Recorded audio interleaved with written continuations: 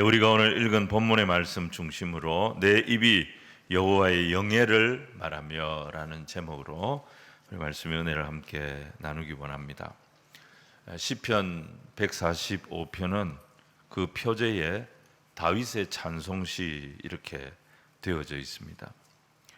히브리어로 찬송이라는 말은 테힐라라고 그렇게 합니다. 근데 히브리 사람들에게, 유대인들에게 테힐라 이렇게 말하면 다 무엇을 생각하느냐? 시편 145편을 생각합니다.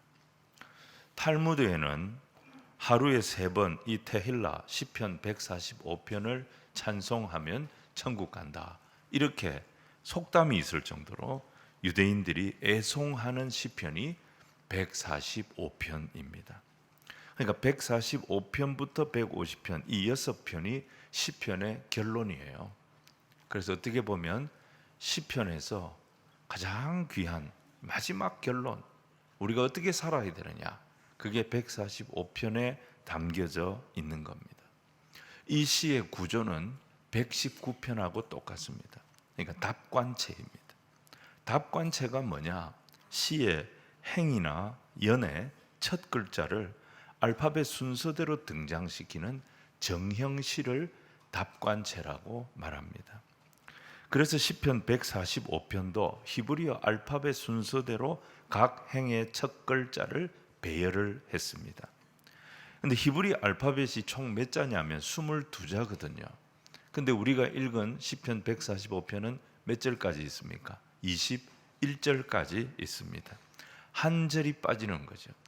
그래서 14번째 자음인 히브리 말로 눈이라고 합니다. 영어로는 n이라고 볼 수 있습니다. 이 눈이 빠진 겁니다. 눈을 빼고, 의도적으로 빼고 7절, 7절, 7절 그렇게 해서 첫 번째 연, 두 번째 연, 세 번째 연 그렇게 살피면 시편 145편이 정리가 되는 거죠.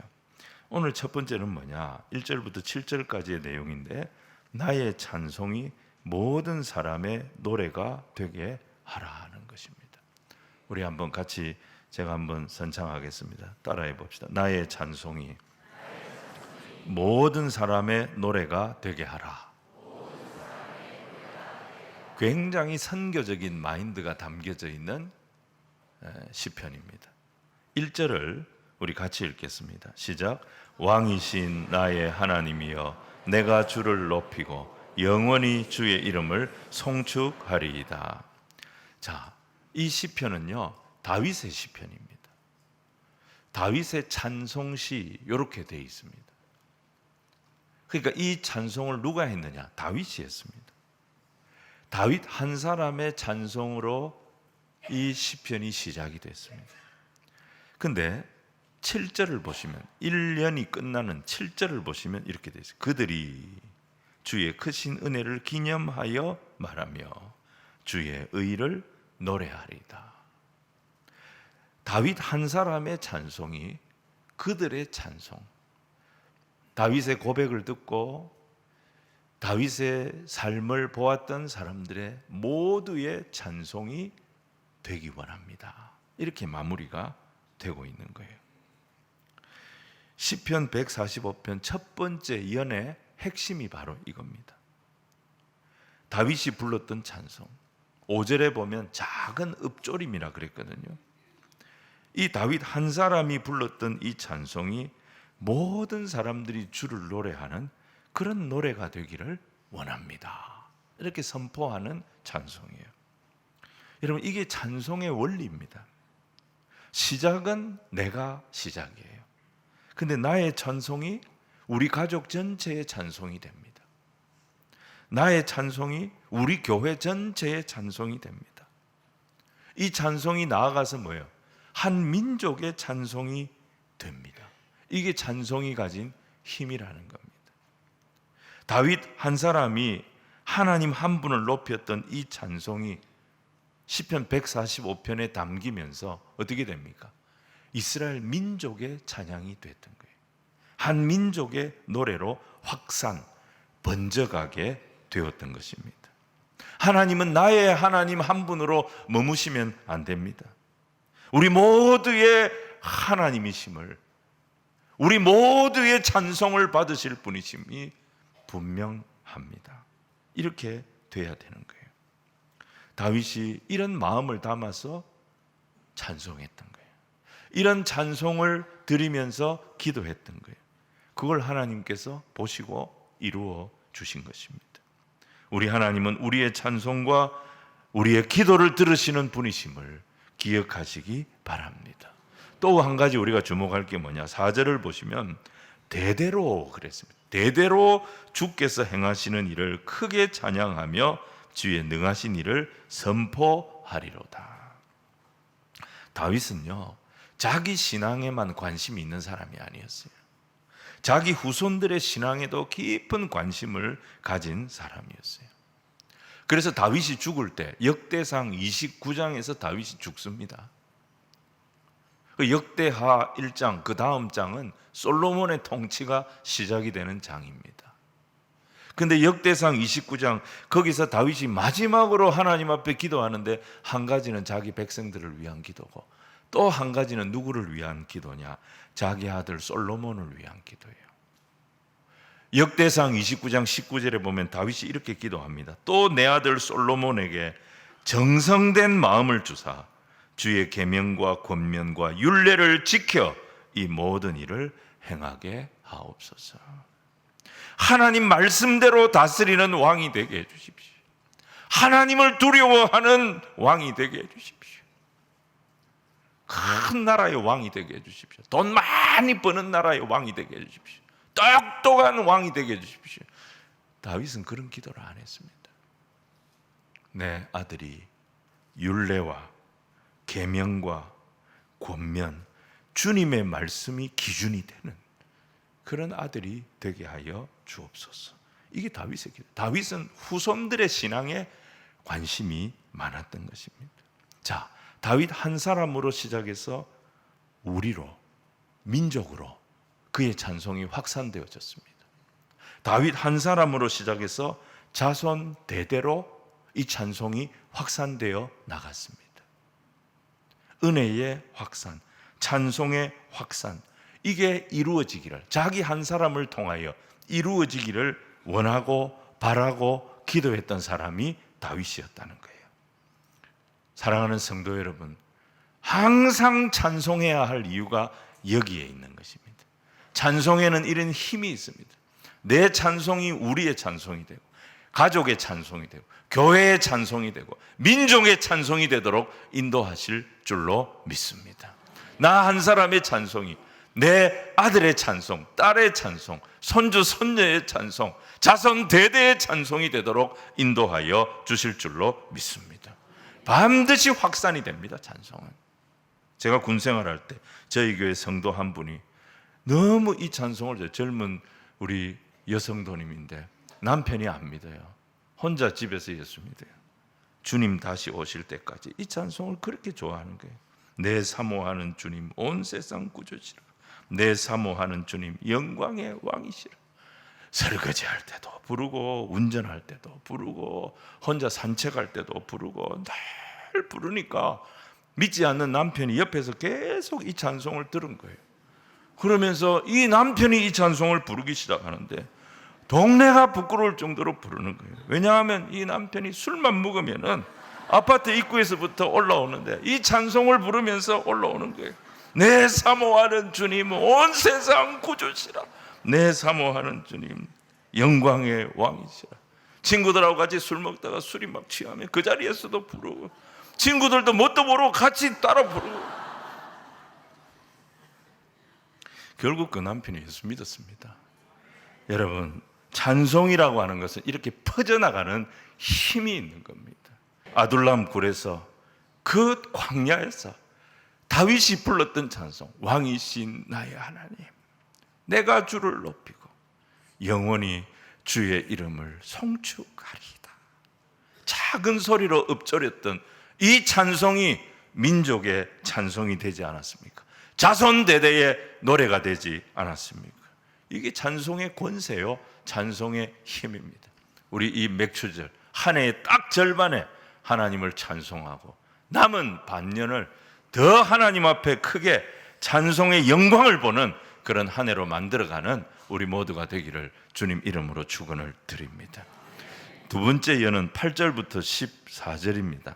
찬송을 받으실 여호와 하나님은 과연 어떤 하나님이신가, 이 말씀이에요. 8절을 우리 같이 한번 읽겠습니다. 시작.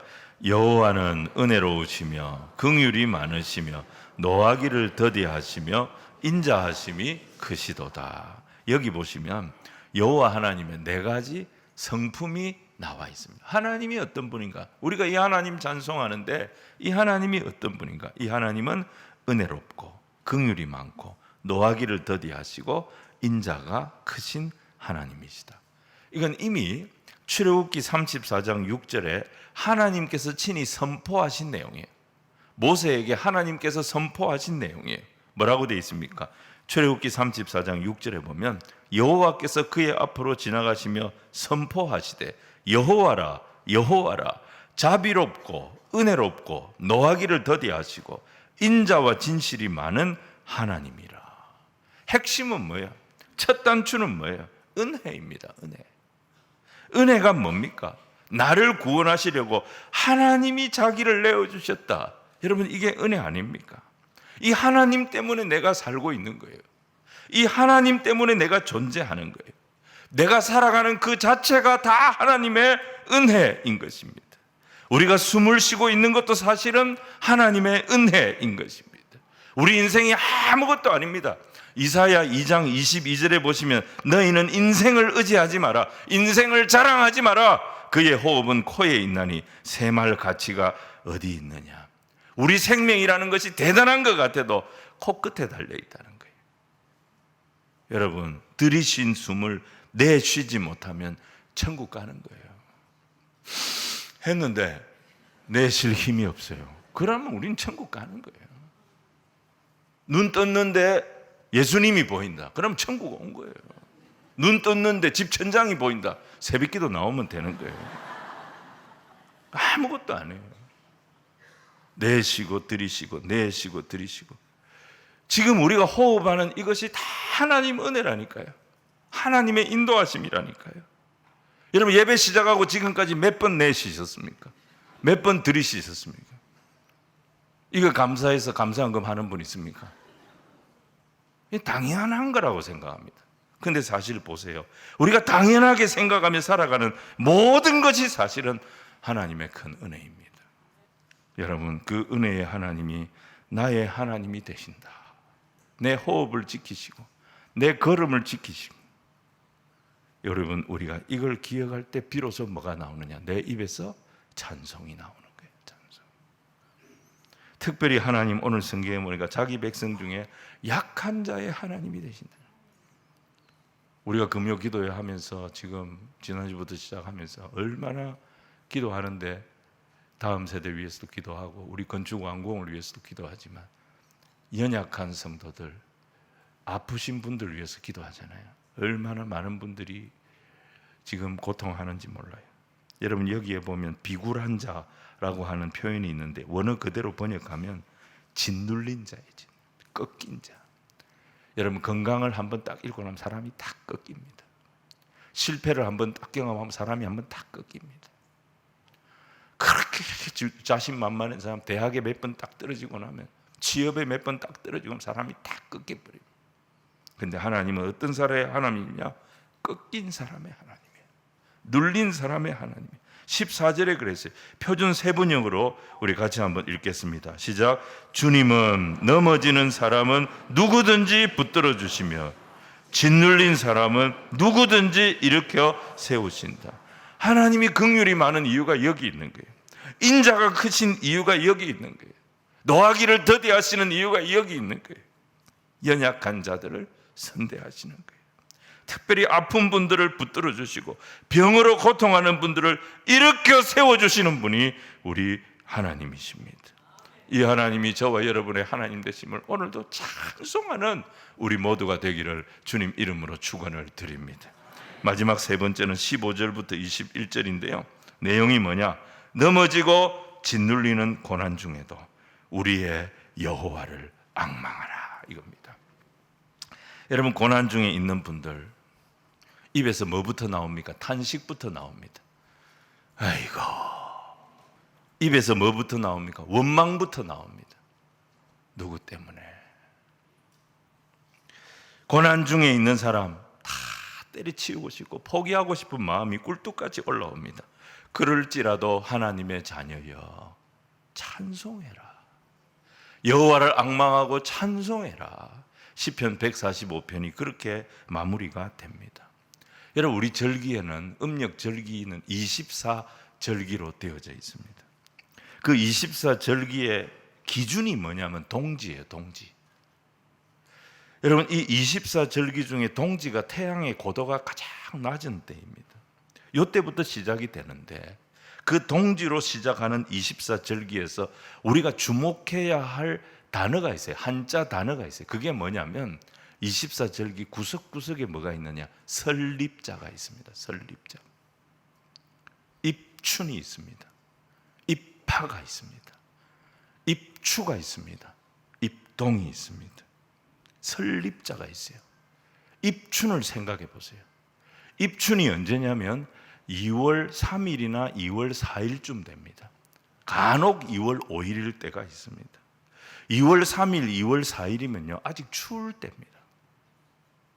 울산에는 눈이 잘 안 오지만 경주만 가도, 저 언양만 가도 눈이 옵니다. 그때 서울에는 폭설이 내리기도 합니다. 그때 아직 추울 때예요. 온 세상이 겨울이에요. 근데 절기는 뭐예요?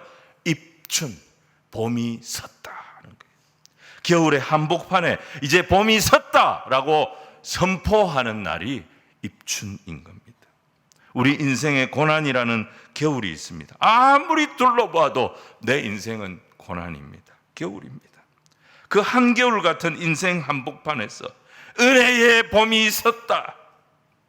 먼저 우리 믿는 자들은 찬송하라는 것입니다. 찬송할 마음이 없어요.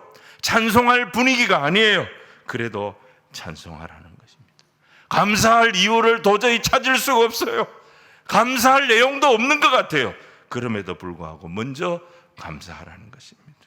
내 인생이 혹독한 찬바람이 불고 눈보라가 치는 겨울 한복판처럼 느껴져도 봄을 선포하는 입춘, 봄이 섰다라고 고백하는 것처럼 찬송을 세우라는 것입니다.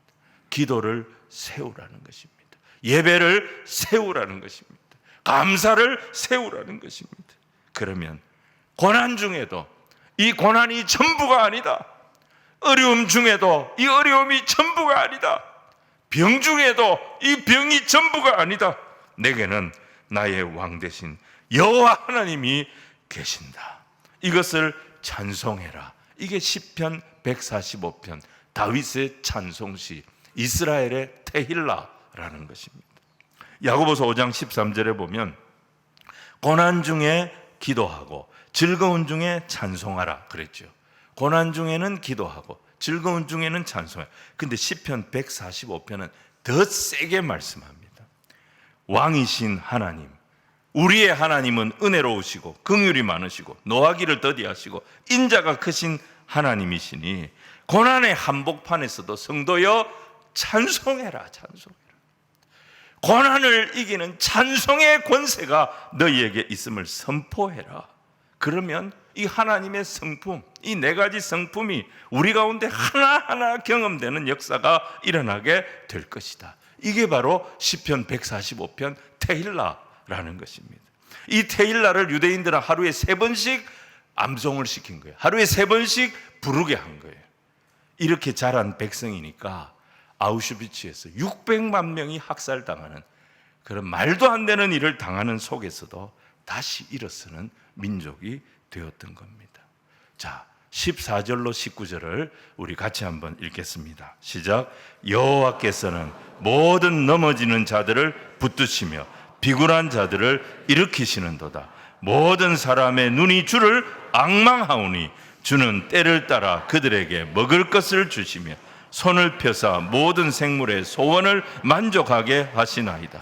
여호와께서는 그 모든 행위에 의로우시며 그 모든 일에 은혜로우시도 여호와께서는 자기에게 간구하는 모든 자, 곧 신실하게 간구하는 모든 자에게 가까이 하시는도다. 그는 자기를 경외하는 자들의 소원을 이루시며 또 그들의 부르짖음을 들으사 구원하시리로다. 상황은 어떻습니까? 겨울입니다. 먹을 것이 없고 간구해야 할 결핍이 있고 소원이 이루어지기를 원하는 절박함이 있고 구원을 바라는 안타까움이 있습니다. 상황은 겨울인 거죠. 그런데 그 넘어진 중에도, 그 짓눌린 중에도, 그 꺾인 중에도 낭망하지 말고 주를 앙망해라. 왜 앙망해야 되느냐? 간구하는 자를 가까이 하시고 경외하는 자의 소원을 이루시고 부르짖음을 듣고 구원을 베푸시는 하나님이 나의 왕이시기 때문에 우리가 어떤 상황에서도 찬송할 수 있다는 것입니다. 말씀 정리하겠습니다. 오늘은 맥주 감사주일이에요. 한 해의 절반을 보내면서 우리는 폭염을 만났습니다. 정말 무더위로 고생을 하고 있습니다. 하지만 우리 가운데는 여전히 내 인생 추운 겨울같이 고난의 한복판을 걷고 있는 그런 성도들도 계실 겁니다. 이 시편 말씀을 기억하십시오. 진실하게 간구하는 자를 가까이 하시는 하나님, 자기를 경외하는 자의 소원을 이루시는 하나님, 애타게 부르짖는 자의 그 부르짖음을 듣고 구원을 베푸시는 하나님, 그 하나님이 저와 여러분의 왕이십니다. 힘들고 어려울 때, 길이 보이지 않을 때, 다윗은 엔게디 광야에서 아둘람 굴 속에서 수많은 고통의 밤을 지새우면서 작은 소리로 읊조렸습니다.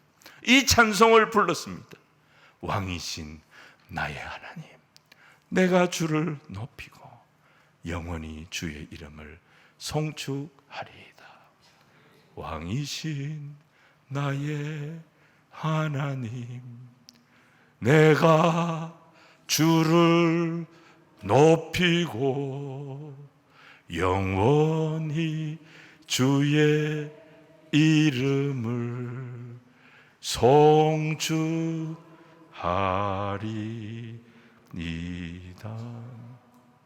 다윗이 그 광야 한복판에서 그 동굴 속에서 불렀던 이 찬송이 이스라엘 민족의 테힐라 찬송시가 되어졌고 그 후손들이 하루에 3번을 암송하는 민족의 노래가 되어졌습니다.